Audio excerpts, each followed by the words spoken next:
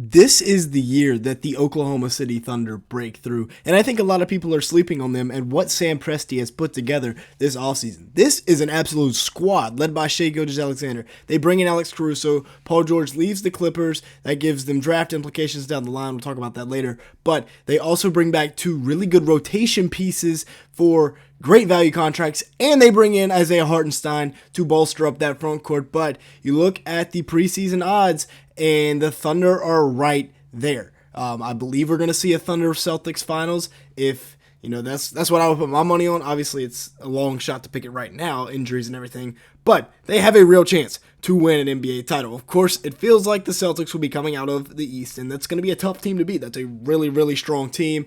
I think they have the firepower now to beat the Mavs. The Thunder do, and we'll talk about that in today's video. The Nuggets got worse this offseason, losing KCP. We'll see what happens there, though.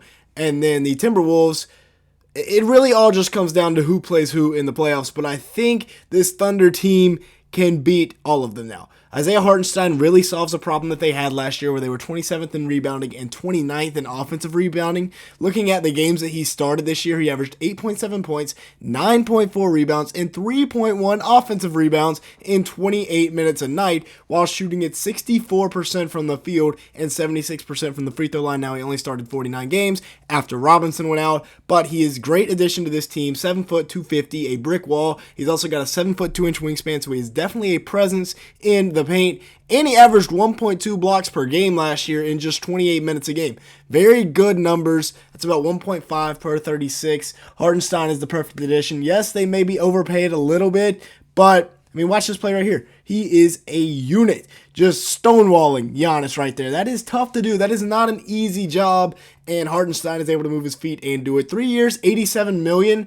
We'll see if this contract pays off. Yes, it's an overpay, but they had to pry him away from New York. They gave him an offer he could not refuse. And the best thing about Hartenstein, he's a good passer. That's a good look inside to OG. 3.1 assists per game last year in 28 minutes a night.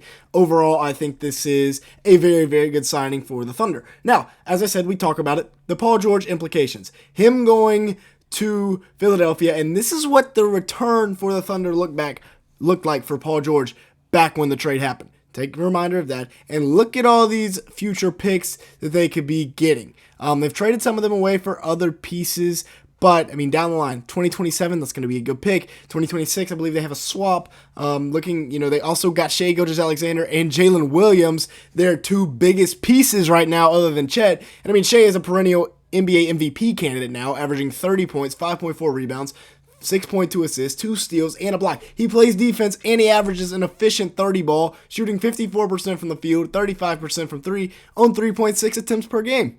Now, not only did they get Shai from the LA Clippers in the PG trade, but they also go out and get Jalen Williams with picks they used from that trade, and he averaged 19 points, 4 assists, 4.5 rebounds, 1 steal in 31 minutes a game last year for the Thunder, in his second season in the league, while shooting 54% from the field and 34% from 3 as a wing, as a 22-year-old. That is crazy work. You don't understand how impressive that is for a second-year wing to be that efficient already. And then you also have to throw in, they have Chet, who is an absolute monster as well. I think when you look at this roster, you look at Shai and Jalen Williams as the Jalen Brown and Jason Tatum. Chet is the Kristaps Porzingis of this team. 16.5 points, 8 rebounds, 2.4 assists, 2.3 blocks. And then you have Caruso and Dort as the White and Drew Holiday. But Chet on the year averaged shot 53% from the field, 37% from 3 on 5 attempts from 3. Really good year from Chet, and there were definitely durability concerns after the injury, but he played every single game. So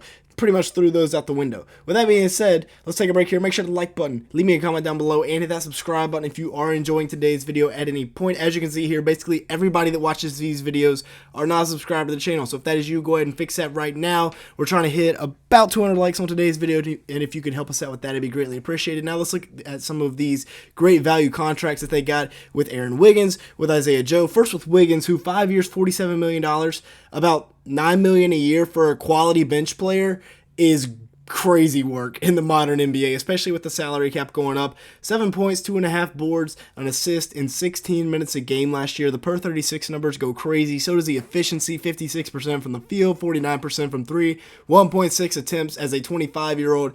Yeah, he's definitely a good wing to have in your rotation. Great cutter, high energy type guy, always in the right spot at the right times, and he shoots almost 50% from three over the entire season. Aaron Wiggins, definitely a guy to keep long term. Above average defender as well. Just like I said, just always in the right spot at the right time. Per 36, he averaged 16, 5.5, 2.5, and 1.6 steals. So definitely a guy long term, in 4 years, they're still paying this guy 9.5 over the next 2 years. That's an elite steal of a contract. And then you get the best shooter on your team locked up for the next 4 years for $48 million.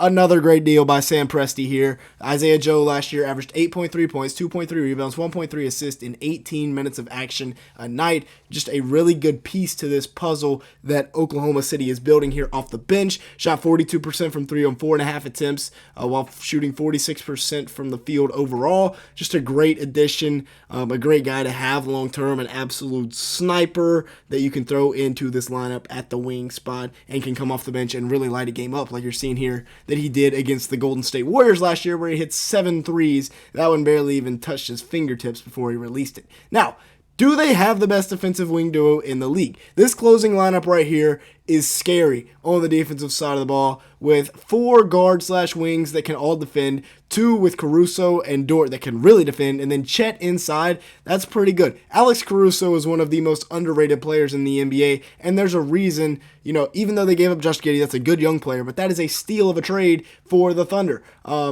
There were people offering top 10 picks for Caruso, who averaged 10 points, about 4 boards, 3.5 assists, while shooting 47% from the field and 41% from 3 on 5 attempts.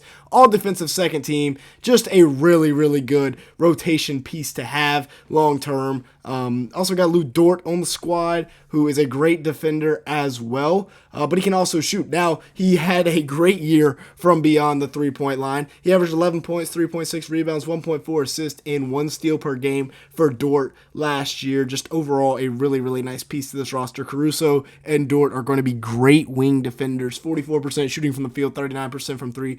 And the biggest thing is now they can match not only the Mavs, who have 2 really electric guards, but the Celtics, who have 2 really good wings on the offensive side of the ball. They now have 2 defenders for those guys versus just Dort.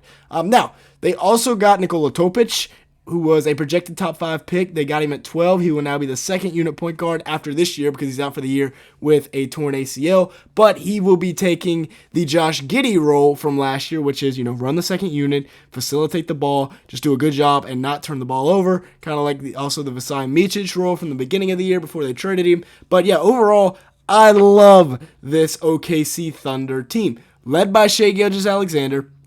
They have a squad next year, and I think this is a team that can go out and win an NBA championship. Yes, it will be tough against the Celtics, but this is my pick to come out of the West next year just because their entire core returns from this season. They really didn't lose anybody, and they also add in Caruso and Hartenstein, 2 big positions of need. With that being said, that's going to be it for today's video. Thank you so much for watching. Make sure to hit the like button and hit that subscribe button if you did enjoy today's video at any point. Like I said, we're trying to hit 200 likes on today's video, and with that being said, thank you so much for watching today's video.